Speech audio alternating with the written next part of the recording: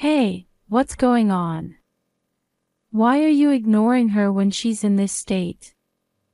Please, take our daughter to the hospital. When I returned from work, my 1-year-old daughter was crying abnormally. Yet my husband was watching TV, laughing loudly at a comedian's act. Leave her alone. It's not the first time she's been wailing like this. She'll quiet down eventually when she gets tired of crying. Indeed, the daughter I held in my arms seemed to have calmed down from her intense crying, perhaps due to exhaustion. But her complexion was poor, and her lips were pale and blue.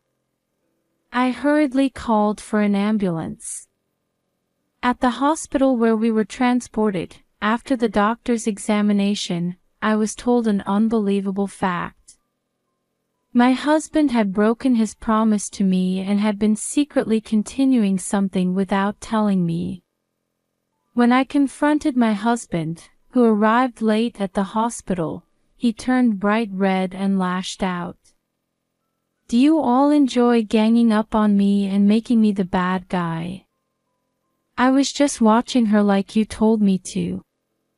You didn't say to comfort her if she cried or take her to the hospital if something seemed off, did you? My husband fled from the hospital, claiming he was being unfairly blamed. Despite putting our daughter's life at risk, he showed no remorse. I decided to seek revenge. I'm a married woman in my late 20s. I met my husband through local volunteer activities. I was participating individually, but my husband was participating as part of his company's policy of regular volunteer work. My husband was able to interact with everyone without discrimination, and he was especially caring towards the elderly and young children. I was attracted to him when I saw him like that. After that, we started seeing each other more often through volunteer activities, and gradually it turned into a personal relationship. We got married after an ardent proposal from my husband. I had left my family home to go to university and didn't return to my hometown after finding a job. Since my life was centered in the city, we decided to live closer to the city even after marriage. My husband also said it would be helpful for his commute, so we enjoyed our newlywed life while maintaining a good atmosphere. I was slightly concerned that his parents' home was closer than mine, but I got along well with my in-laws. Especially my father-in-law, who had started judo when he was young and was still practicing it at 60. Actually, I had a period when I was devoted to martial arts as a child, so I got along very well with my father-in-law. Shortly after getting married, I became pregnant. A year and a half after marriage, I safely gave birth to our daughter, and we had happy days with a new addition to our family. At the time of my first childbirth, both sets of parents and my husband rushed to be there, and I felt that everyone cherished me. And I thought my daughter was lucky to have so many people eagerly awaiting her birth. I even thought that someday when my daughter grew up, I might tell her about this time. However, the happiness didn't last long. It was discovered that the savings amount and annual income my husband had shown me before marriage were false declarations. Regarding the savings, I could overlook it if we could increase it together from now on, even if he had lied out of vanity. But I wished he had been honest about his annual income. Before I took maternity leave and childcare leave, we were both working, so I didn't really notice that my husband's earnings were low. But when I stopped working to take care of our child, the reduction in my income gradually started to affect our lives. It would have been fine if it was just the two of us. But with one more family member, it became clear that we couldn't manage with my husband's low income. Children become more expensive as they grow. Thinking about that time, I couldn't afford to be relaxed, so I quit my job after waiting for our daughter to turn 1 year old. I really wanted to return to work earlier, but I couldn't find a place to leave our daughter. As a result, it took half a year to find a place to leave her. I spent days unable to shake off the guilt of working and leaving our daughter at daycare. Actually, I wanted to be a full-time housewife until our daughter entered middle school if possible, because I didn't want her to feel the same loneliness I did. My mother was also a working mother, and from as far back as I can remember, I was always left at my grandparents' house or at daycare during the day. I felt lonely, but I never resented my mother. That's because every day when she came home, she would come to see me and spend time with me no matter how tired she was. It was the same with my father. I could feel that I was very loved by both my parents. I encouraged myself, thinking that if my mother could do it, there was no reason I couldn't. Even when I came home tired or returned late due to overtime, I prioritized time with my daughter above all else and showered her with affection. My husband seemed to have a lot of free time, with no overtime or weekend work, perhaps because he was in a department with flexible hours. It seemed he could also work from home, and when I returned to work, he increased his work-from-home hours.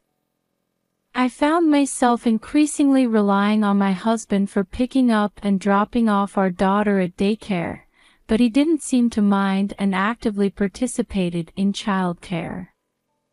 I once again felt that I had made the right choice in marrying him, as he truly seemed to enjoy working for others. He even seemed to be doing volunteer work on weekends sometimes.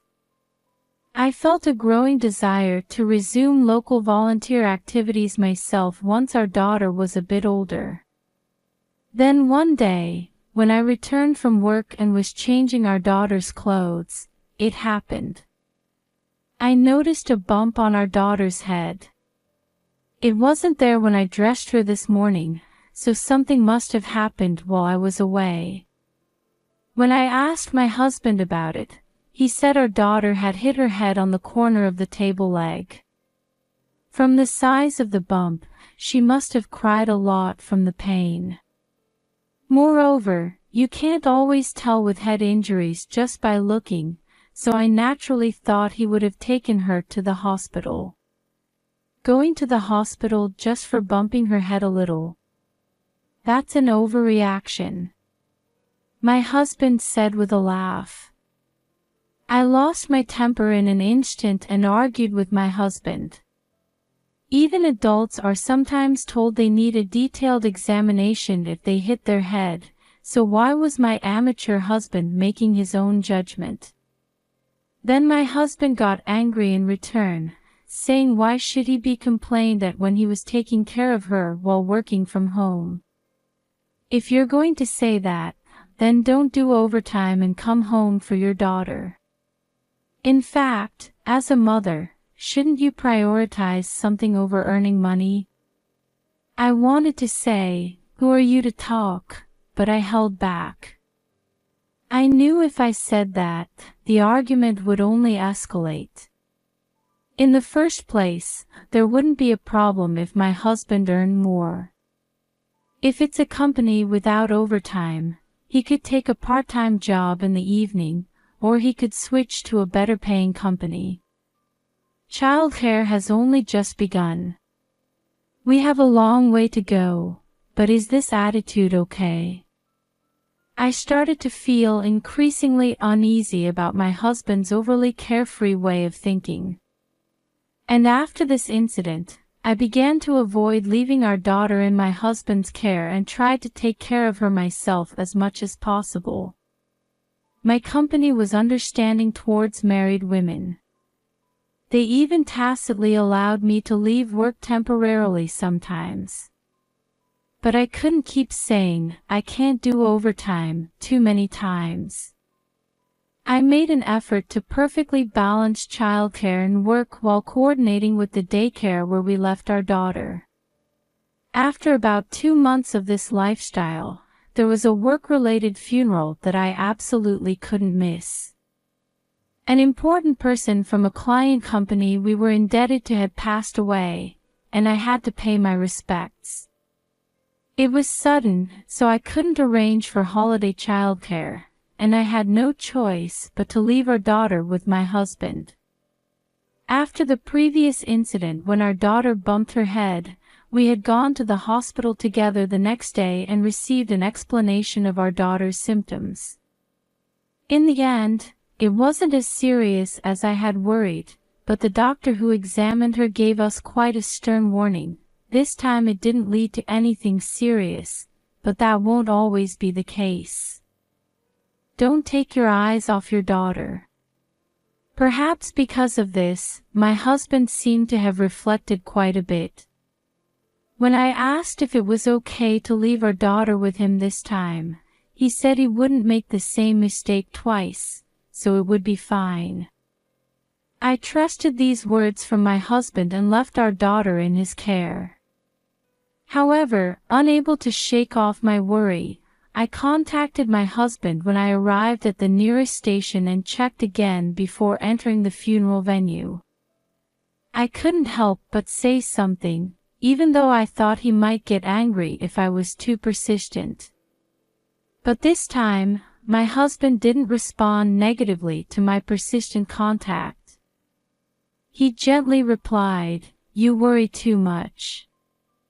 I told myself that my husband must be growing as a father too, and that it would be fine, and I entered the funeral venue. After attending until the departure of the coffin, I was still concerned about our daughter, so I returned home immediately. A fellow housewife employee had come by car and offered to give me a ride, which I gratefully accepted. It would be faster than returning by train. After being dropped off in front of our house, I watched the car drive away before entering the house. Then I heard our daughter crying from the direction of the living room.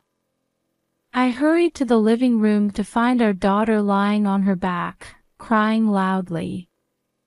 However, my husband didn't even try to comfort her and was engrossed in watching TV, occasionally letting out a laugh. "Hey, what are you doing?" I shouted, turning off the TV my husband was watching. My husband yelled lightly, saying don't turn it off at a good part, and snatched the remote from my hand to continue watching TV. My husband, perhaps disliking my shouting voice, turned up the volume of the TV. Then gradually, our daughter's crying voice became less audible. I immediately realized that the TV volume wasn't the only cause. Our daughter's complexion was gradually worsening, and she seemed to be having difficulty breathing. "Honey, please. Get the car out right now." I could drive myself, but as a paper driver, I wasn't confident in my driving skills. Besides, the reason we hadn't gotten rid of the car even though we could barely support a family of 3 on my husband's salary alone was because I thought it would be convenient if something happened to our daughter. "She didn't hit her head today, it's just a fussy cry. Just leave her be." How can you say leave her be with this complexion? Just take us to the hospital. That's all you need to do. All right, I got it. But I'm at a good part now, so after this is over. Our daughter's lips were already pale. I felt like her rough breathing was gradually slowing down. Judging that I couldn't wait for my husband to take action, I called for an ambulance. I prepared only the necessary things and boarded the arrived ambulance. I asked to go to the pediatric clinic where our daughter was usually seen. But because it was evening on a holiday and they weren't set up for emergency care, we had to look for a different hospital. The ambulance doesn't depart until the destination is decided. After being turned down by 2 hospitals, we finally decided on a general hospital in the neighboring city. During this time, my husband remained engrossed in the TV, showing no interest in our situation. I told him I would contact him when we reached the hospital and left for the hospital alone with our daughter. Upon arrival, the on-duty doctor performed the examination and treatment. I was honestly worried, as I had the impression that on-duty doctors were like part-time doctors. But this doctor gave a thorough examination and quick treatment. The doctor prefaced by saying it would have been quite dangerous if we had been a little later, but then said the treatment was complete and we could relax now. Upon hearing those words, I felt my knees suddenly go weak. A nurse called out to me, saying there would be an explanation from the doctor. Also, our daughter would need to stay in the hospital overnight for observation. The doctor started by explaining the conclusion first. It turned out that our daughter had accidentally ingested an electronic cigarette. Even though it was a small amount, it was too much for the body of our 1-year-old daughter to handle, and her condition had suddenly changed. The doctor asked if anyone living with us smoked, and I reflexively shook my head. That's because when I found out I was pregnant, my husband had said he would quit smoking. Since then, I hadn't seen my husband smoking. Also, there was no characteristic smell of cigarettes, so I had thought my husband was continuing to abstain from smoking. But the reality was different. He had been smoking secretly, hiding it from me. I had initially shaken my head, but I corrected myself, saying there was a possibility my husband was smoking without my knowledge. At that moment, my husband arrived at the hospital, looking weary. The moment I saw him, I couldn't help but confront him. Why did you keep secretly smoking? Even if you hide it from me, at least don't smoke in front of our daughter. Ha! What's this all of a sudden? It's fine now, isn't it? The pregnancy period is over. That's not the issue.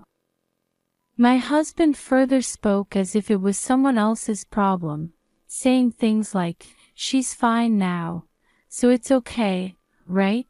Making light of our daughter's condition. Then the doctor, who had been silent until now, raised his voice. "I have no intention of questioning why you smoke in secret from your wife. But children are interested in everything and immediately put things in their mouths. It's common sense for a father to keep things that a child might accidentally ingest out of reach."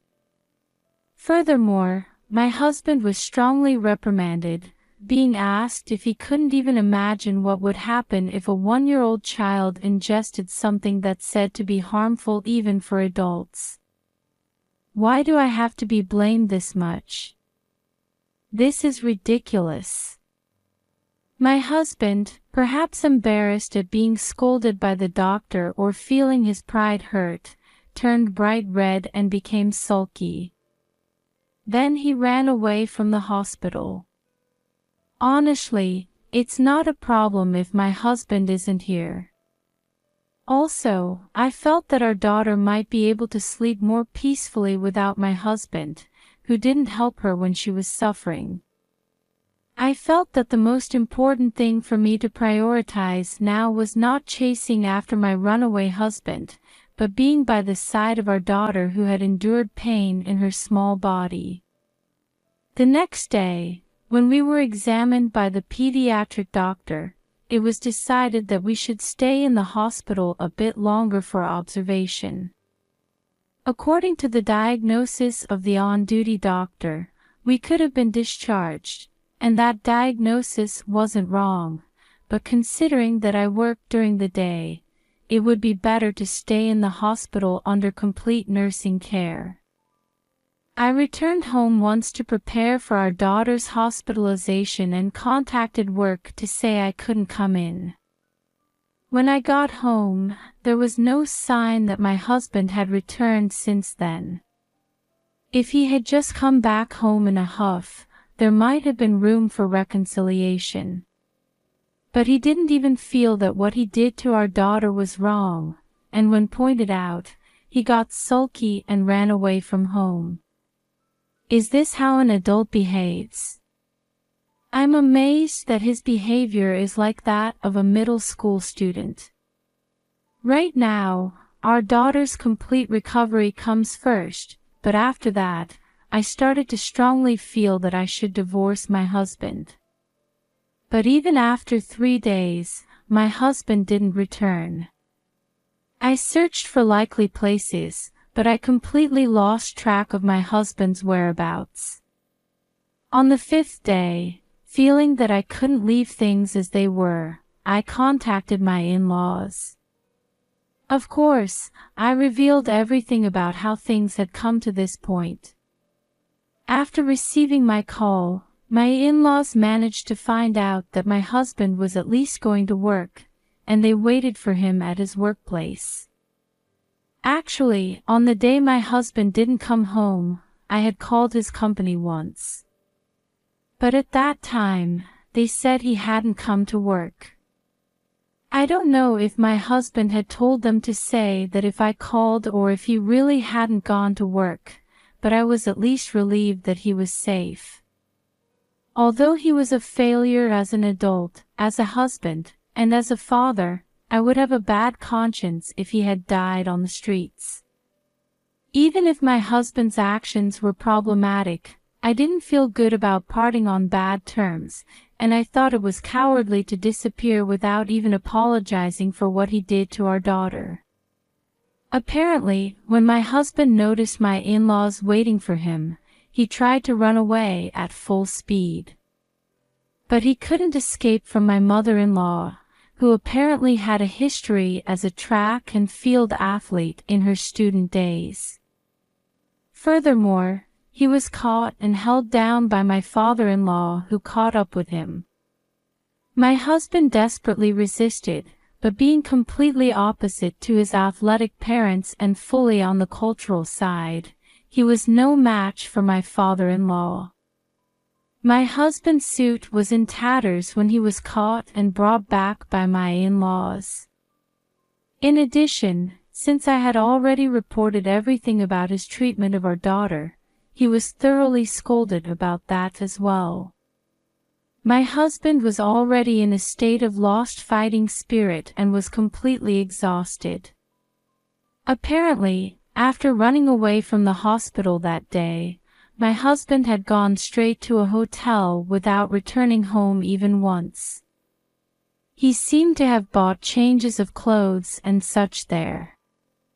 I wanted to question where he got the money for that, but right now, the issue was his attitude towards our daughter rather than the source of his money. Weren't you worried about our daughter? Even if you didn't want to see me, didn't you think about checking with the hospital about times when I wouldn't be there and coming to visit? What's the point of an amateur like me going? It's best to leave illnesses and injuries to the doctors. That's not what I'm talking about. As a person, as a father, didn't you feel worried? I understand that there are people in the world who don't develop maternal or paternal instincts even after becoming parents, who can't embrace those feelings at all. But not even being worried as a person. What does that mean? Was my husband's enthusiasm for volunteer work just for show? I was more disappointed by the lack of human emotion in my husband than by his lack of paternal instincts. I'm sorry, but I don't think I can continue with you anymore. Let's get a divorce. Divorce? Isn't that an overreaction? It was just a small thing. Besides, it was our daughter's fault for putting it in her mouth on her own, wasn't it? It's because you didn't discipline her properly. If I could, I'd love to increase the time I spend with our daughter and slowly teach her various things. Moreover, it should be several times easier for an adult to be careful than to discipline a young child. I wanted to say it was because my husband wasn't more responsible, because his earnings were poorer. But I felt I shouldn't say that. As I was feeling conflicted, wondering how to persuade him, my father-in-law, who had been silently observing our conversation, opened up. That's enough. The root cause is that you lack perseverance. As I heard it, my husband had initially worked at a company with better income than now, but he gave up due to the extreme workload and resigned, then found his current job. A company with no overtime, no business trips or transfers, and no weekend work. Apparently, he chose a company where he could use his time meaningfully rather than one where his salary would increase over the years. My in-laws said they thought I had made a brave decision to marry my husband despite his income. Now, the idea that the man should be the breadwinner of the family is outdated, and it's not bad for the one who can earn to do so, while the other takes care of the house. They thought we had married with such an agreement. This is what happens when a half-baked person tries to put on airs. Marriage means carrying the life of your partner too. If you don't have that resolve, you're not qualified to have a family. It seems my husband had been strictly disciplined by my father-in-law, as he was overwhelmed by my father-in-law's intensity and couldn't argue back. Furthermore, when told that he needed to have his spirit retrained and that if he wanted to continue married life, he would have to attend the dojo every day, my husband mumbled in a small voice, "I'll get a divorce." Apparently, the harsh treatment he received at my father-in-law's dojo during his childhood was traumatic, and he would start hyperventilating just at the sight of a martial arts uniform. He started screaming that he'd rather get divorced than experience that nightmare again, and thanks to my father-in-law's pressure, we were somehow able to proceed smoothly with the divorce. Some time after the divorce, I received a call from my ex-husband. When we divorced, we agreed that child support for our daughter would be paid in installments at the end of each month until she turned 20, rather than in a lump sum. My in-laws agreed to strictly check the payments, and so far, there have been no delays in payment. But when I received the call from my ex-husband, I thought it might be about the child support, perhaps saying that payments were becoming difficult. Actually, a colleague saw me being pinned down in a grappling hold by my dad. Apparently, it had become quite a dramatic event and was the talk of my ex-husband's workplace. My ex-husband felt humiliated by my father-in-law and confided in the colleague who saw it, saying, "It was just a small thing, but everyone made a big fuss about it." He told them about the whole incident with our daughter. He even said, "I was just watching the kid as my wife asked me to, and then I got scolded. It's such a nuisance." Indeed, I had said, "Please take care of our daughter. Make sure she doesn't fall or bump into anything." But that didn't mean just watching her, yet my husband explained that he was watching her because that's what I was told to do. However, this backfired. His colleague said things like, "You're the worst." That's like saying you didn't chase after a thief who stole a bag you were asked to watch because you weren't told to get it back if it was taken, and you're just being perverse. Are you a kid? Moreover, my ex-husband had spoken loudly in the company cafeteria, so the surrounding employees overheard everything. I heard rumors that he was criticized by employees who had overheard, saying he was inconsiderate. He was called in by his superior and even lectured, "What did you learn from your volunteer activities?" Now he was being viewed coldly within the company and feeling uncomfortable. It was affecting his work, and at this rate, he wouldn't be able to pay child support. He came crying to me, asking me to explain to others that he wasn't at fault, that it was just others making a big fuss. My ex-husband hadn't reflected on his actions at all.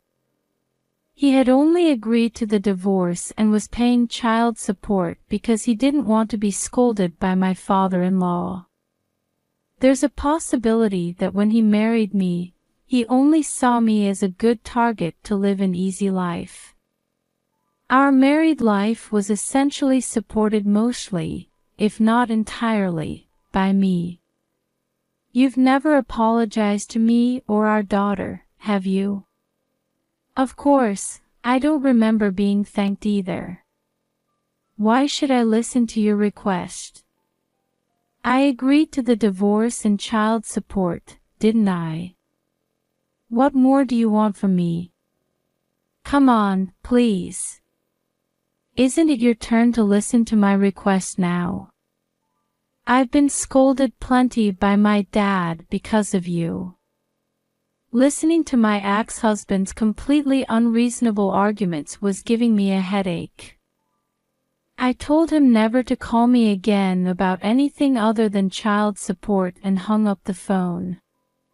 But he immediately called back, persistently saying, "Please." It was so annoying that I told him my father-in-law was here visiting, and my ex-husband silently stopped his persistent calls. Some time later, I heard from my in-laws that my ex-husband had resigned from his company on his own because it had become uncomfortable to work there. My ex-husband, lacking technical skills, somehow managed to find new employment, but could only get a job with an even lower salary. He asked my in-laws for financial assistance, but my father-in-law flatly refused. When my mother-in-law suggested he could save on rent by living at home, he said he would do anything but live with my father-in-law, and he's somehow managing on his low income even now. But things apparently got tough, and he contacted me again. He said the child support payments were becoming a significant burden and asked if we could reduce the amount. Paying money for our daughter is about the only thing you can do, so do at least that much. If you really want to reduce the amount, let's talk through our lawyers. But I won't agree to a reduction even if it goes to court.